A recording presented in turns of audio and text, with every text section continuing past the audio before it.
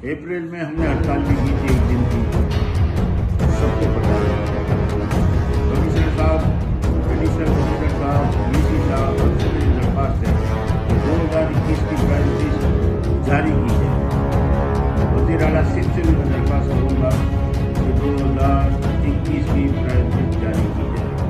2019 की लिस्ट पे चालान ये गैर कानूनी है और नाजायज़ जुल्म है, क्योंकि ये काम हमारा नहीं है, bureau of supply and price department का काम है। ये काम हमारा नहीं है, जिसको सालाना करोड़ों रुपए तनख्वाहें दी जाती हैं।